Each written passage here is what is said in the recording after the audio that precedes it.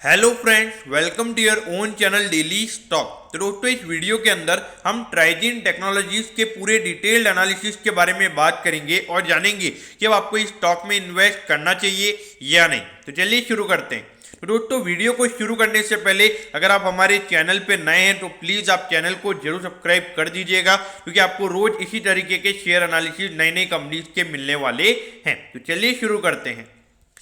तो देखिए, सबसे पहले हम ये जानेंगे कि कंपनी काम क्या करती है। तो देखिए, ये जो कंपनी है ये एक आईटी कंपनी है, जो छोटे छोटे बिजनेसेस होते हैं, जो बिजनेसेस जिनको डिजिटली काम करना होता है, तो उन्हें ये कंपनी अपनी सर्विसेज प्रोवाइड करवाती है।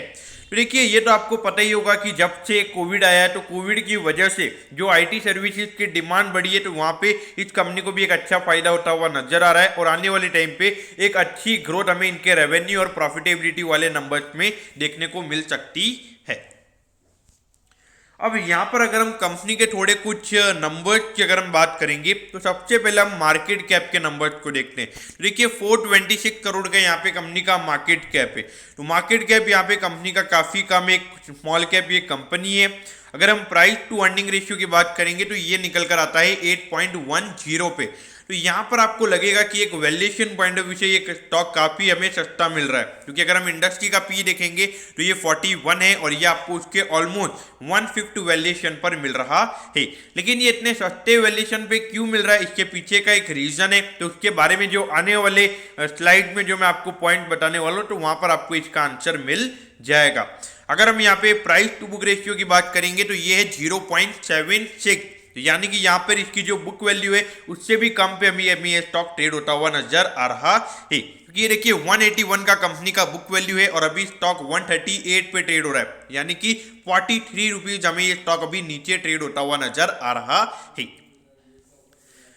अब यहाँ पर अगर हम कंपनी के फिनेंशियल ट्रेंड के नंबर्स की अगर हम बात करेंगे तो देखिए, पिछले 4 साल से जो रेवेन्यू का नंबर है वो कंटिन्यूसली हमें अच्छे तरीके से ग्रो होता हुआ नजर आ रहा है। लेकिन अगर हम 1920 की बात करेंगे तो यहाँ पे हार्डली अगर हम देखेंगे तो 2% की हमें ग्रोथ देखने को मिली है। लेकिन बाद में ये जो रेवेन्यू का नंबर है काफ़ी अच्छे से ग्रो हुआ है। और यही अगर हम प्रॉफिटेबिलिटी की बात करेंगे तो ये नंबर भी कंटिन्यूसली हमें अच्छे तरीके से ग्रो होता हुआ नजर आ रहा है। तो देखिए, प्रॉफिटेबिलिटी पॉइंट ऑफ व्यू से नंबर्स अच्छे हैं और खास करके एक चीज जो आपको यहाँ पे नोटिस करनी चाहिए वो ये कि 988 करोड़ के कंपनी के रेवेन्यू के नंबर थे और अभी जो कंपनी का मार्केट कैप है वो लगभग 450 करोड़ का है, यानी कि जो प्राइस टू सेल्स का जो हमें नंबर यहाँ पे देखने को मिलता है वो 0.5 से भी नीचे। तो ये वैल्यूएशन हमें काफ़ी अट्रैक्टिव इस कंपनी के लिए यहाँ पे नजर आता है। और ये इसके अलावा भी अगर हम एक और पॉइंट देखेंगे तो देखिए, 62 करोड़ के यहाँ पे कंपनी के नेट प्रॉफिट के नंबर्स हैं। तो इसको अगर हम मल्टीप्लाई बाय 8 करते तो लगभग 500 करोड़ के लगभग ये नंबर निकल कर आता है और अभी कंपनी का मार्केट कैप आता है 450 करोड़ का। यहाँ पे देखा जाए तो 7 से 8 के पी रेशियोज पे ये स्टॉक हमें ट्रेड होता हुआ नजर आ रहा है। तो वैल्यूएशन पॉइंट ऑफ व्यू से यहाँ पे चीजें हमें काफी अट्रैक्टिव नजर आती है।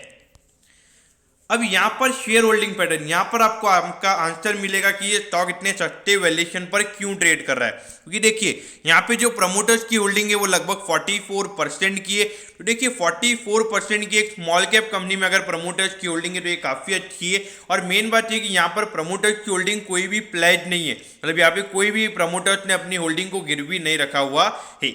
उसके अलावा अगर हम देखेंगे जो पूरी यहाँ पे होल्डिंग है वो हमें यहाँ पे रिटेल इन्वेस्टर्स यानी कि जनरल पब्लिक के पास हमें ये पूरी होल्डिंग नजर आती है।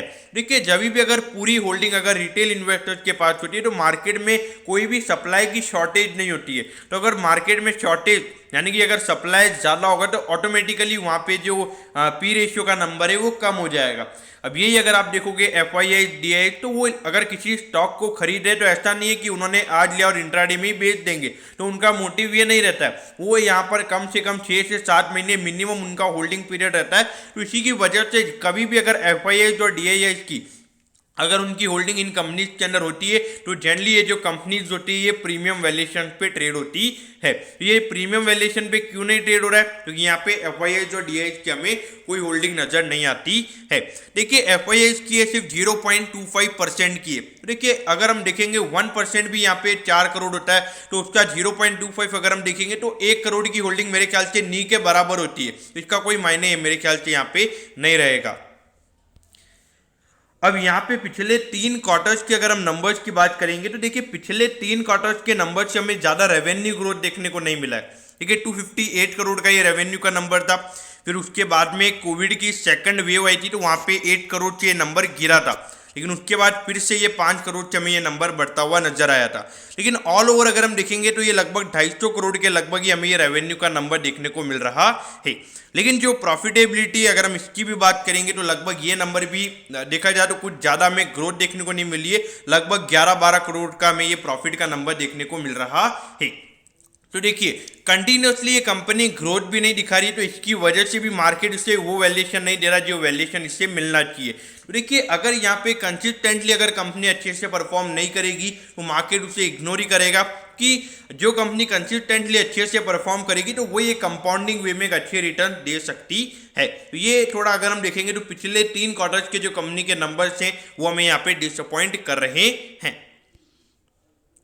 अब यहाँ पर अगर हम रिटर्न ऑन इक्विटी के नंबर्स की अगर हम बात करेंगे तो देखिए यहाँ पे 11% का कंपनी का रिटर्न ऑन इक्विटी का नंबर आता है। तो ये नंबर काफ़ी बैड है, क्योंकि अगर आप देखोगे जो टॉप 5 कंपनीज हैं यानी कि इन्फोसिस, ये जो बड़ी बड़ी कंपनीज है तो इनके 20-25% के आरओई के नंबर्स है, और इसीलिए वो इतने प्रीमियम वैल्यूएशन पे ट्रेड हो रहे हैं। तो इसीलिए ये जो मार्केट में इतना ये जो इसको 8 का पी मिल रहा है तो उसके पीछे का एक रीजन है जो मेरे ख्याल से आपको अभी समझ में आ गया होगा।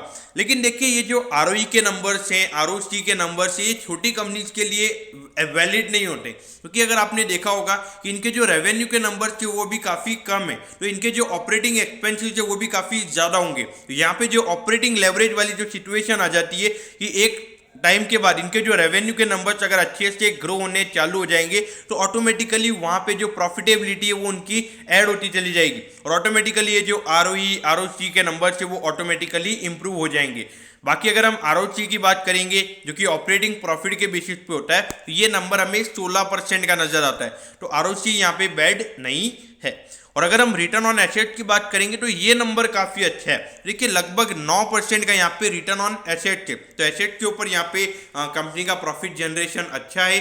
आरओई के नंबर्स यहाँ पर हमें थोड़े अच्छे नहीं नजर आ रहे, लेकिन मेरे ख्याल से एक बार जो रेवेन्यू का नंबर 1000 करोड़ से ऊपर जाएगा तो उसके ऊपर की जो प्रॉफिटेबिलिटी होगी तो वो इनके at the and net profit में ऐड होती चली जाएगी, तो वहाँ पे ये आरओई के नंबर्स इंप्रूव हो जाएंगे। अब यहाँ पर बहुत सारे लोगों को ऐसा लग रहा होगा कि एक स्मॉल कैप कंपनी है, डेट काफ़ी ज़्यादा होगा। देखिए नी के बराबर डेट है, 0.02 का यहाँ पे कंपनी का डेट टू इक्विटी का नंबर है, तो यानी कि नी के बराबर यहाँ पे कंपनी ने डेट लिया हुआ है। तो लगभग अगर हम देखेंगे तो 9 से 10 करोड़ का कंपनी का ऑन डेट कंपनी के ऊपर डेट है। देखिए 9-10 करोड़ का डेट काफ़ी कम है। अगर 1000 करोड़ का कंपनी का रेवेन्यू का नंबर है तो रेवेन्यू के बेसिस पे सिर्फ 1% का डेट यहाँ पे कंपनी ने लिया हुआ है। उसके अलावा अगर हम देखेंगे, अगर हम ऑपरेटिंग प्रॉफिट के बेसिस पर अगर हम इंटरेस्ट कैपेबिलिटी की अगर हम बात करेंगे, देखिए 33 टाइम्स का यहाँ पे इंटरेस्ट कवरेज रेशियो है। यहाँ पे कंपनी की इंटरेस्ट पे करने की कैपेबिलिटी भी काफ़ी अच्छी है, तो डेट की कोई प्रॉब्लम्स हमें यहाँ पे नज़र नहीं आती है। और मेन बात ये कि आईटी कंपनीज है तो इनके कैश फ्लोज काफ़ी अच्छे होते हैं, तो वहाँ पे एट दी एंड इनके ऊपर कोई ज़्यादा फर्क नहीं पड़ता है। अब एट दी एंड आज ये स्टॉक में अपर सर्किट लगा था, और अगर देखा जाए तो काफ़ी दिनों बाद ये स्टॉक अच्छे से रैली भी हुआ है।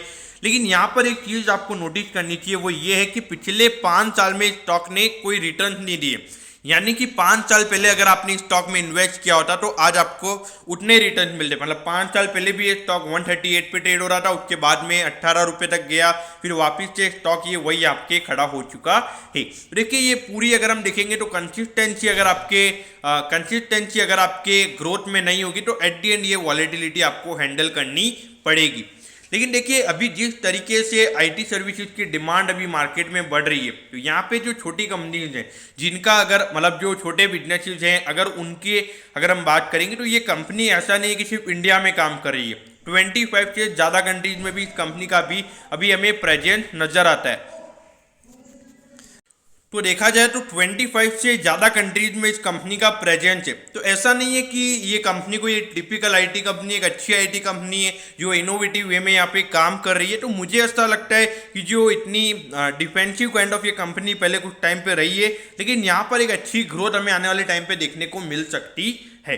तो इसीलिए अगर आपने यहाँ पे long term point of view से अगर आपने यहाँ पे इन्वेस्ट किया हुआ है तो मेरे ख्याल से आप बने रह सकते हैं। लेकिन अगर आप इन्वेस्ट करना चाहते हैं तो आपको लगेगा कि आज ये स्टॉक 20% ऊपर गया है, लेकिन ये देखिए अपने ऑल टाइम हाई से ये अभी भी आपको 25% डिस्काउंट पे मिल रहा है। तो ऐसा नहीं है कि अपने ऑल टाइम हाई पे ट्रेड हो रहा है। उसके अलावा अगर हम देखेंगे तो वैल्यूएशन पॉइंट ऑफ व्यू से काफ़ी अट्रैक्टिव हमें ये नजर आता है। तो इसीलिए मेरे ख्याल से अगर आप इन्वेस्ट करना चाहते हैं तो यहाँ पे इन्वेस्टमेंट किया जा सकता है। लेकिन देखिए स्मॉल कैप कंपनी थोड़े कंसिस्टेंसी पॉइंट ऑफ व्यू से यहाँ पे इश्यूज रहे हैं, तो अगर आपका रिस्क एपेटाइट हाई है तो ही मेरे ख्याल से आपने यहाँ इन्वेस्ट करना चाहिए। दोस्तों मैं होप करता हूँ कि आपको ट्राइगेंट टेक्नोलॉजीज के पूरे डिटेल्ड एनालिसिस के बारे में सब कुछ पता चल गया होगा। अगर आपकी कोई भी क्वेरीज है तो आप कमेंट कीजिए, मैं जरूर आपके कमेंट पर रिप्लाई करूंगा। ओके दोस्तों, thank you, have a nice day.